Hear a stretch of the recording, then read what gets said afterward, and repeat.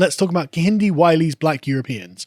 So Kehinde Wiley is an artist. He did the portrait of Obama, sat on a chair with the weird hedge behind him. You may remember.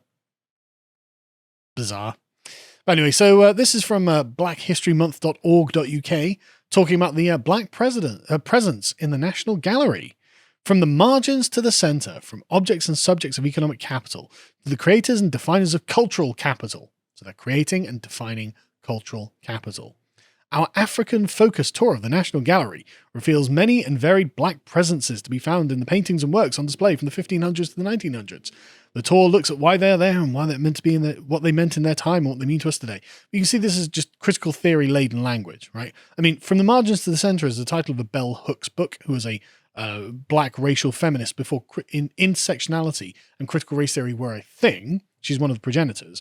And if you go to the next one, you see that her book, Feminist Theory from the Margins to the Centre, you can see what the plan has been all along is to make sure that our culture is the predominant culture. We are the definers of cultural capital. That's the point. And if you go to the next one, you see this is the purpose of Kimberly Crenshaw's Mapping the Margins. She accepts that, oh yeah, we black feminists, women, and all these other types are at the margins. And so we need a intellectual weapon to provide the coalitional strength for us to take over the center. And that's where intersectionality has come from. So you can see this is the product of critical race theory. Again, a form of American colonization on Europe taking effect. So let's go to Kehinde Wiley's National Gallery exhibition. So this is called The Prelude, and he is painting black people in the European style. I don't think they've actually got any pictures on this page, but if you can scroll down a bit, sorry, John, just oh, don't worry about it, it's fine. But basically, it's an American, he's an American artist, and he is centering Europeanness, but using as a sort of skin suit over black people, which is just really bizarre. Like, it's weird that you wouldn't genuinely celebrate like African cultures. You can only celebrate the Africans in the skin suit of being Europeans, which is weird. But anyway, the Standard posted an article like this going, oh, Obama portrait artist Kehinde Wiley is bringing black Londoners to the National Gallery. Not actual black Londoners. Like, they're not going to be black people in London are not going to be going to the National Gallery to look at his work. They're just going to be in the pictures. That's the important part that we'll get to in a second. But he gave a kind of little speech. And look at the audience. If you can see the audience in this clip, I'm sure you can see them in one of the clip. Look at the audience. It's not black Londoners who have come to the gallery. They're just in the paintings. Let's play the first clip. What I wanted to capture outside of time were people who happened to look like me. What I wanted to look at was the language of discovery and voyage. Oftentimes, when you look at these romantic paintings in the mountains, there's this sense of the lone, often white male figure looking off into the distance, imagining his present tense, his future tense, and sort of, in a sense, finding himself. What happens if we flesh that out and open that envelope so that others might be able to be included in that notion? I think that that's certainly a problematic history, but I don't want to throw away the paintings. No. I'm in love with the art. So how do we find a way forward? How do we find a way through? It's a good question, isn't it? What does it reveal to us? I mean, there's a kind of profound inauthenticity to it all, isn't there? Why this? Why do you need to replace the lone white male figure with a lone black male figure? What does happen if we put blacks in there? What does it reveal?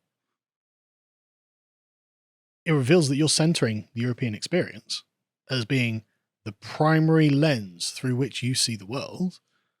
Kind of shows a paucity of your knowledge of a genuine African black experience, right?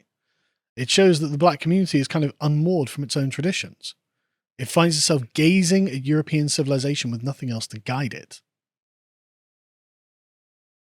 I mean, I'm not even against you doing this. I'm just, is that the message? Do you realize that's what you're saying? Do you realize that that's the message? I mean, Wiley is even affecting a kind of European style art criticism.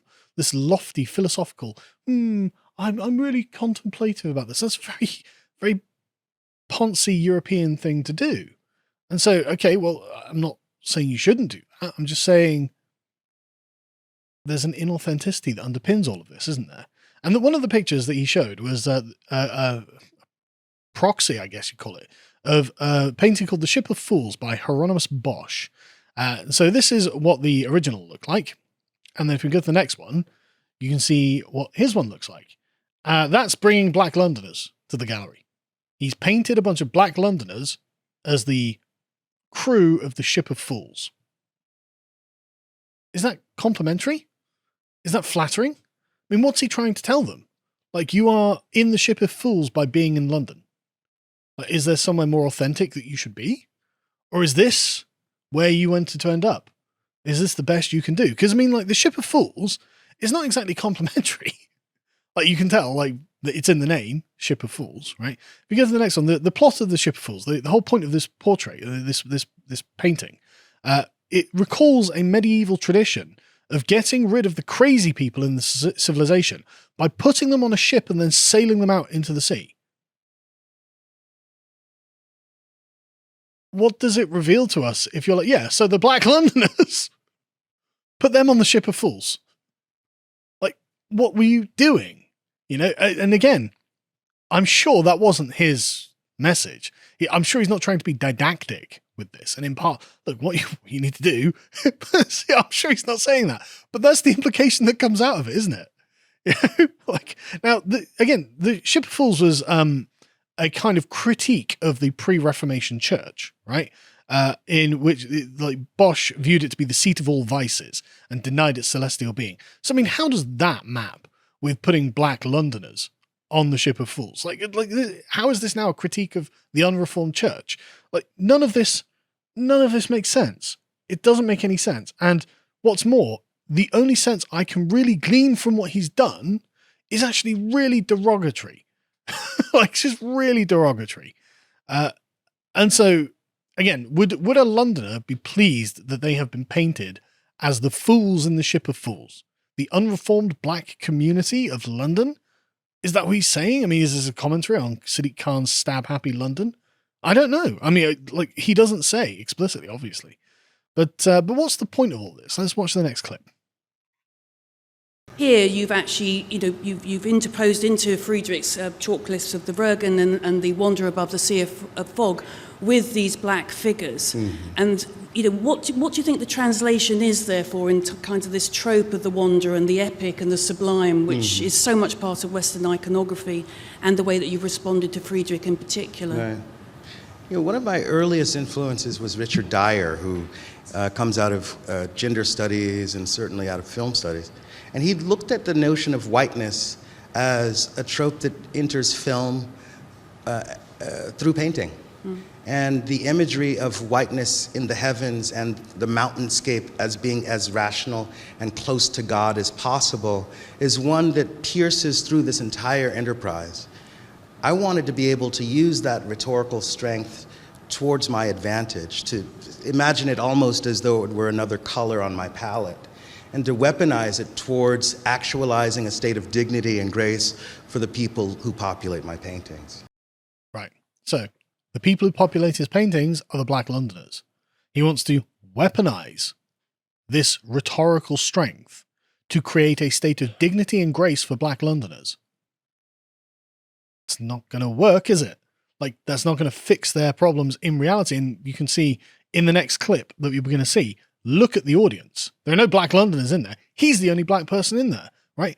Because they don't go to these galleries. And so he's got to fictionalize this state of dignity and grace by occupying high European culture as a kind of skin suit. But the thing is, okay, so you view yourself as having to take something from white Europeans to bring grace to black people. Where has that ever worked? Where has that ever worked? Where have redistributive policies that are pushed by Labour Party and the Democrats ever had the desired outcome? Why should it work with culture? Why, if it doesn't work with money, why is it going to work with culture? Again, how many black people in London are going to the National Gallery to see themselves represented in this? It's all white people back-patting and being self-congratulatory. It's like, oh, yes, this is so brilliant. This is definitely solving all of the racial problems that our society has. Let's play the third clip. I think what's really important for me, and one of the clues into this film has to do with Wordsworth's writing about childhood. And the notion of the prelude comes from his writings in which he starts to talk about nature being as in a relationship to youth, in that sense of play, that sense of becoming, radical contingency. Let's make mud cakes, let's make snow cakes, let's become birds, this sense of constant becoming is at its core the reptilian mind of the child and perhaps the spiritual DNA of nature. What I wanted to do was to use this idea of absolute childhood as a remembrance point, to remember that young black boys in the streets of America are indeed children, regardless of their body language or the fact that they might be wearing hoodies or what have you. Oftentimes that sense of fear and that suspension of childhood, the inability to see them simply as baby boys and baby girls is something that's incredibly chilling. But unfortunately, when this kind of childhood innocence is shattered and they find themselves in gangs and they are stabbing each other or shooting each other, depending on which country you're in, it is hard to see them as children because they've kind of lost the innocence that is required to be a child. That's why. They are not innocent. And the question is then, well, who failed them? Who decided that they weren't going to raise their children properly? Because if I had ended up producing children that did the sort of things that he's complaining about these children doing, well, then the failure would be mine, wouldn't it? And so the fact that in the black community, it's not I mean, there are lots of people who say, well, it's fatherlessness, and it is fatherlessness, but it's also what's being raised by single mothers in the black community, is it not?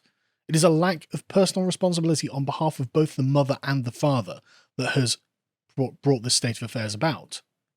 It is not something external to the black community, ultimately. The decision was ultimately made by the two parents. That's where this begins. To watch the full video, please become a premium member at lotuseaters.com.